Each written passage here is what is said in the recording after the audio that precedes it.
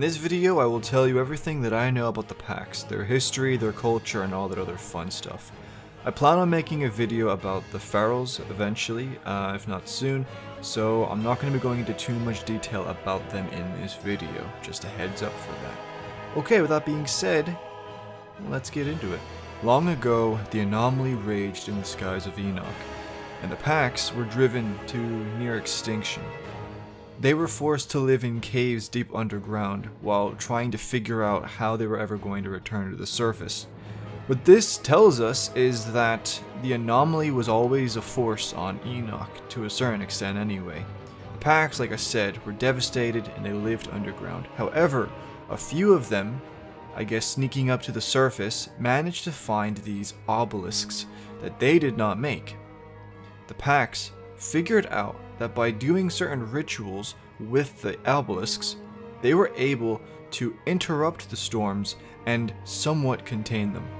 After a certain period of time, the Pax became familiar enough with these obelisks and worked together to completely and utterly contain the anomaly, reducing it to the energy that coursed through the obelisk stone. The storm would fade away from the sky, it would return deep underground to the heart of the planet of Enoch, and the Pax would be able to live and thrive on the surface, creating the great cities and the structures that we can see in-game. These are a few of the cities that the Pax have made, or at least some of the settlements that they have made. The first, of course, being Pax City. This seems to have been their, I suppose, capital city. We venture into this city by the end of the main campaign, and this is where Monroy landed the Caravel in the end and made his colony. The next city is, I'm gonna butcher this pronunciation again, I know, but oh no, dang it, Uketu Atara. Is it Uketu or is it Uketu? Uketu, Ukitu. Yeah, okay, whatever. So that city is never directly shown. However, if I had to take a guess at placing this name on any location in game, I would place it on the location known to us as the Canyon of the Grand Obelisk. Now, again, I can't say for certain that this is the case, but if I had to guess, the city of Atara was in the Canyon of the Great Obelisk. Again, that's just my guess. The next, not so much a city, but more so a village or a settlement, is of course Utargok. This is the settlement that August claims he hails from, and it's also the location where we first meet Yagok, and it's also where Jakob dies. Finally, we have all the ruins in the forest, and I believe that they're all connected with the gate at the end. So I like to just call this whole area the ruins of the gate. I don't know what the purpose was for this location. It doesn't seem to have been a residential area because we don't see any homes like we do in Pax City and in Utargok. However, I'm sure it had something to do with the obelisk and of course the anomaly energy connected to that. So that is somewhat the culture and the history of the Pax. At the end of the video, I'm going to go into a lot more deeper detail, but this is just for the history part of things. Next, we have, of course, the arrival of Monroy. Now, if you haven't, I would highly recommend that you watch the video I released on Hernando Monroy, because, of course, he is very much linked with the Pax, and a lot of what I'm going to be mentioning here is just me repeating myself from that previous video. So, if you want the first iteration of this and the full iteration of this, I would go check out that video. Okay. So, Monroy and his people on the Caravel 2.0 arrived on Enoch approximately 2153 to 2154. That's the time frame I believe it was.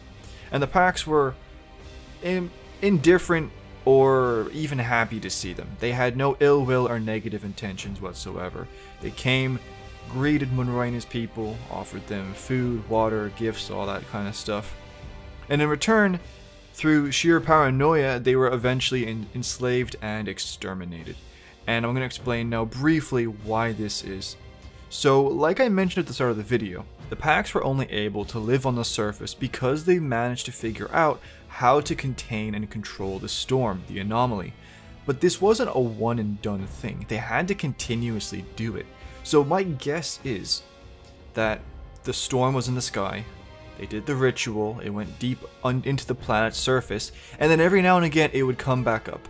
And we can actually see in-game where it would come out of, because Dr. Zahedi mentions finding these deep wells, and he had a flare and he dropped the flare into the well and never saw the bottom of this pit. So it seems like these wells, that's the term he used for them, that is where the anomaly comes out of. So my guess is every now and again, anomaly energy would rush out of the wells into the sky, and then you get the storms. So the Pax would need to continuously go to these obelisks and perform their rituals. So Monroy and his people came, they were there for a time, everything was fine, and then a storm happened, and of course the Pax were like, okay, time to just go do what we always do. Went to the obelisk, and they stopped the storm. However, Monroy believed that instead of them stopping the storm, they were creating the storms with the obelisks. And this would lead us down the path of enslavement and extermination. So it should be noted that once Monroy found out about the obelisks and all of that, he demanded to find the source of their powers, and when they either refused or they just didn't understand what he was saying, he killed their leaders, and so they brought him to their spiritual leaders. And I guess the chief among these went by the name of Uruk Otara. And Uruk Otara was obviously killed as well, with everybody except for this one dude called Dregruk. I don't even know really who that is or what the significance is, but it mentions it. And ultimately, Monroy would move into Pax City. Do I believe that that's the name of the actual city? No, probably not.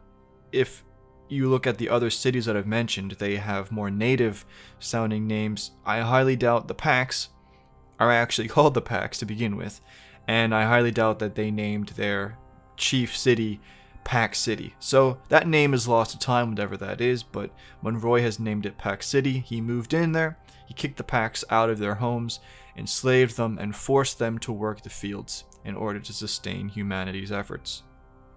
Now I'm going to skip forward to 2158. So the enslavement happened in 2155. We're now moving forward to 2158. Driven by desperation, starvation, and pure suffering, the Pax took it upon themselves to escape Pax City, travel to any obelisks they could find, and there they underwent the ritual of becoming pharaohs. And so it was that the pharaohs were created, and that the end came for Monroy. Like I said at the start of this video, I'm going to be making a separate video about the pharaohs, but what I can tell you is that these monsters, although ruthless and driven by sheer violence, they were very intelligent, and they were able to defeat Monroy's people even though they only had spears and crude weapons. However, once they began defeating Monroy's forces, they were again smart enough to take those weapons and gear for themselves, and that is why in game we can see that the pharaohs are using weapons and not just spears and sticks and all that. The pharaohs would eventually lay siege to Pax City, and although it seems that humanity managed to hold out for a long time, this war of attrition did not go in their favor, and so eventually the pharaohs would take Pax City, and they would just, I guess, leave the caravel to fall apart and rust.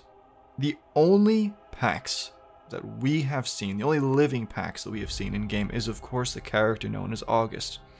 August was found by the explorer Tiago, and the two of them developed a bit of a relationship, a friendship, which is very, very odd considering the history that the Pax have with humans.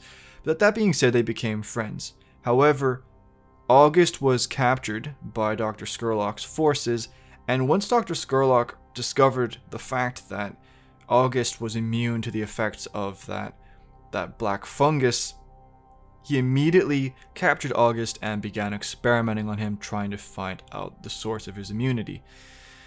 We, the Outrider, would eventually discover August and free him, and August would work with us.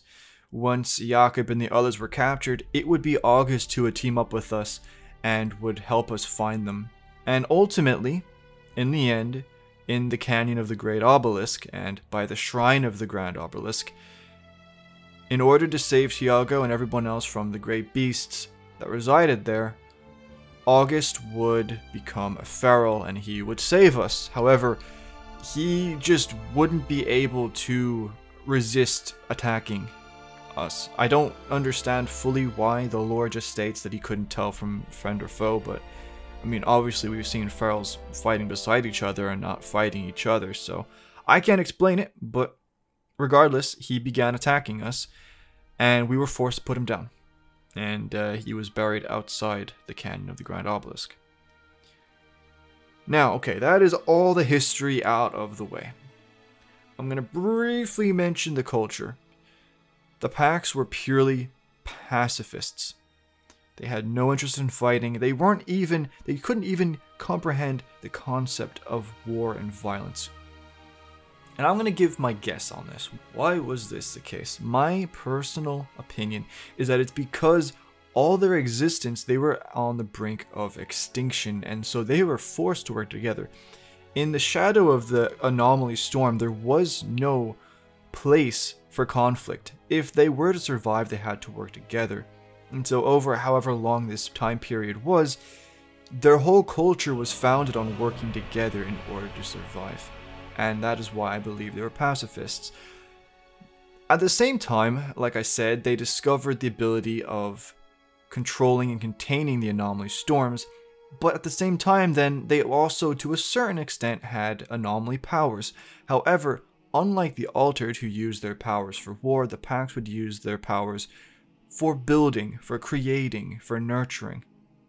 So another thing again is they're not just pacifists, but they're all about ensuring that life can grow. And that is exactly why the Pax are dubbed the Shepherds of Enoch, because without them there can't be really any life on the planet.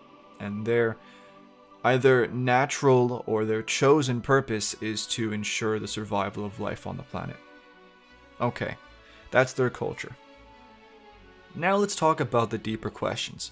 I'm saving my favorite part for last. What's up with the obelisks? Like seriously, what is up with that? The lore states that the cities and the architecture and all that kind of stuff, that was made by the Pax, the statues. But the one thing that the lore says, and I mentioned it at the start of the video, is that the obelisks, the keys to controlling the anomaly and potentially unleashing the anomaly, were not made by the Pax. They were discovered by them. The lore says it could have been their ancestors. Or it could have been another species. Think about that. There is the potential for a different species to have created those obelisks. And if that is the case, then my question to you is, what could they have been? Again, it could have also just been the ancestors of the Pax, but I'm actually not going to believe that, because if the Pax at some stage made the obelisks, then they wouldn't have forgotten how to use them in the first place, and then been driven to extinction. So, I don't know. It's a bit of an interesting question. Of course, I'm always doing my research, I'm always trying to figure things out, and maybe in time I'll figure it out, but until that time comes, it's going to remain a mystery. Alright my friends, that's basically everything that you need to know about the Pax, and that we have available about the Pax. It's a pretty interesting story. I have to say, as far as races go that games make, the Pax have been it's been interesting to read about. But with that being said, this is the end of the video.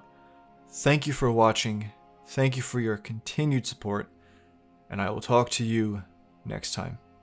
Take care my friends, take care.